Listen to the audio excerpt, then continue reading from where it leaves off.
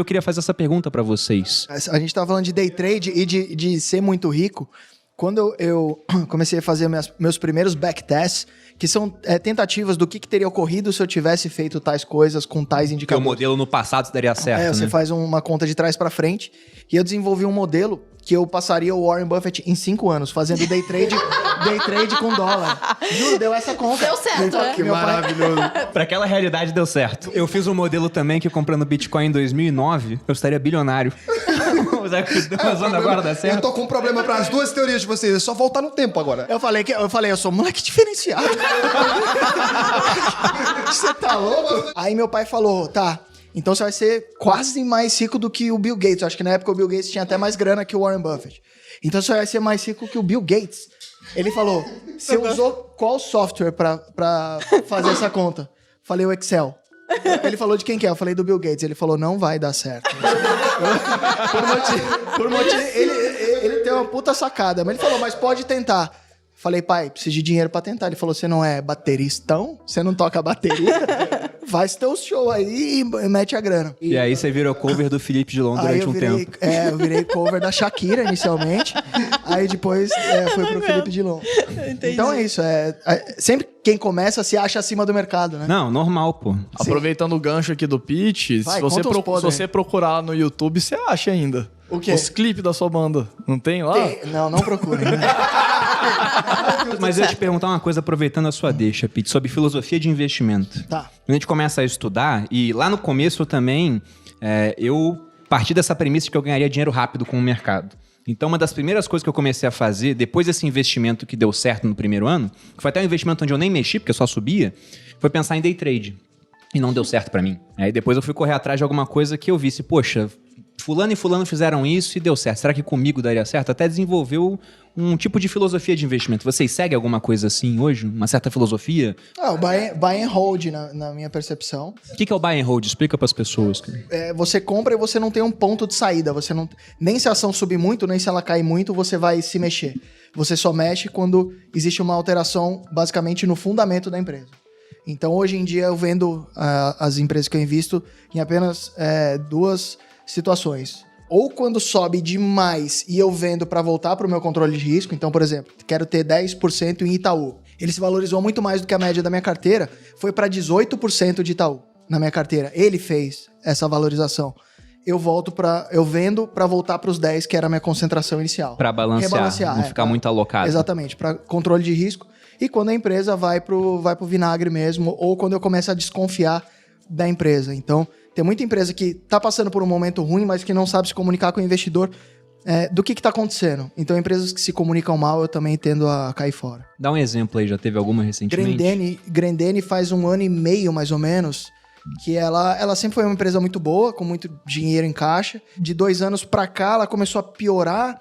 Não sabia explicar se era por causa do setor calçadista, que estava sofrendo alteração. O que você acha dos calçados de Grendene como consumidora, Boldinho? Eu odeio fede depois de um tempo, né? Cara, gente, o que é isso? É sem filtro mesmo, né? Mas o produto da Grendene eu nunca achei interessante, porque eu via, por exemplo, lá em casa, minha irmã usava Havaianas, minha mãe usava Havaianas, a Malu usava Havaianas. Agora a Grendene ninguém usava, a Melicinha. Só minha sobrinha de 3 anos gosta de Melissa, que cheira morango. Mas é uma empresa que tinha muito dinheiro em caixa, então quando a renda fixa era bem alta, esse dinheiro que ela tinha em caixa rendia, começou a cair taxa de juros, começou a deteriorar o resultado, então parecia que eu estava investindo numa empresa que era uma rentista e não uma produtora de sapatos. E não é porque você vende que você não é adepto do buy and hold, porque eu não vendi, peguei o dinheiro e fui nas Bahamas tomar caipirosca.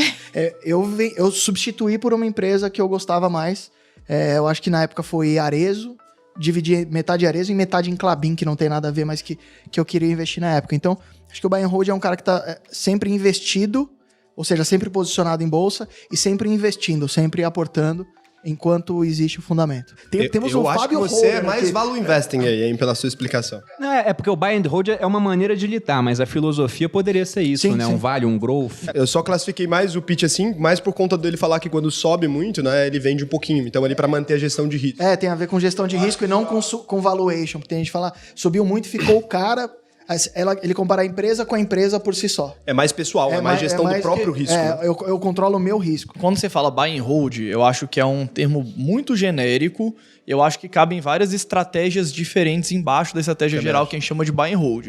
Então, quando você fala buy and hold, traduzindo para português, é comprar e segurar. Então, é você investir nas empresas com a mentalidade de sócio e você ganhar no longo prazo, tanto com o crescimento delas, que você vai ver na valorização das ações, quanto com os dividendos que ela paga. Qualquer estratégia que tenha isso no seu cerne, ela é uma estratégia de buy and hold.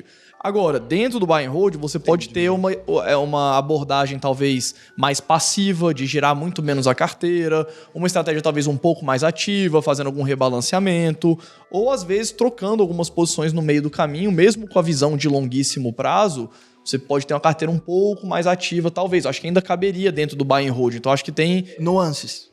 Tem nuances dentro e quem explicou foi o Fábio Holder, então eu não vou corrigir. O nome dele é Fábio Holder. Mas você, Fábio, dentro da sua carteira, assim, você tem essa visão de comprar mais, sei lá, empresas descontadas ou empresas que têm um crescimento muito forte, né? Que seria o growth, o velho. Sim, eu tenho... Você fala bastante de factor investing também. Eu tenho um pouco de tudo, assim, na carteira. Quando o Perini fala de growth ou de velho e tudo mais, basicamente quando você investe numa empresa, ou ela vai estar num período de crescimento, que ela está expandindo, está querendo ganhar margem, ganhar mercado, conseguir ter ganho de escala e tudo mais. Então essa empresa tem uma expectativa de crescimento muito grande. Essa empresa normalmente ela não é consolidada, ela é um pouco mais arriscada e ela não paga tanto dividendo porque ela precisa reter para reinvestir para continuar crescendo. Outras empresas, como por exemplo, vamos pegar a Ambev, por exemplo, aqui no Brasil. A Ambev ela tem 60% do market share de cerveja e ela já está em outros países, né? Tá na América do Sul, tá no Canadá.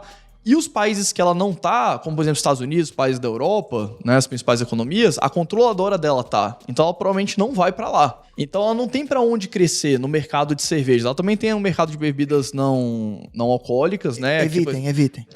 É melhor evitar, isso mas ela não tem para onde crescer mais. Então ela pega todo o caixa dela e distribui em forma de dividendo. Então ela não é uma empresa que vai crescer. Então é importante quando você vai investir na bolsa, que as pessoas às vezes quando estão começando, e eu pensava assim, que investir na bolsa é mais ou menos tudo a mesma coisa. As empresas são tudo mais ou menos a mesma coisa no sentido de que quando você olha só o ticker subindo e caindo todos os dias, parece que é uma coisa meio normal, mas tem uma empresa que é super arriscada e tem uma empresa que é super sólida. Então você saber diferenciar isso, acho que é importante porque você vai adequar o seu perfil. Tem os fundos imobiliários também. Então eu gosto de ter um pouco de tudo. Eu não abro mão de... Por exemplo, eu tenho empresa tipo Ambev na minha carteira e do outro lado eu tenho um Tesla, que é talvez a empresa mais arriscada da minha carteira. Faz parte daquelas que você falou que estão crescendo muito, mas justamente porque crescem muito, o pessoal estima que vai crescer ainda mais, né? E aí fica com múltiplos muito elevados aí. Né? Historicamente, quando a gente pega a média, vamos falar assim, uma carteira média, uma carteira com 50 ativos.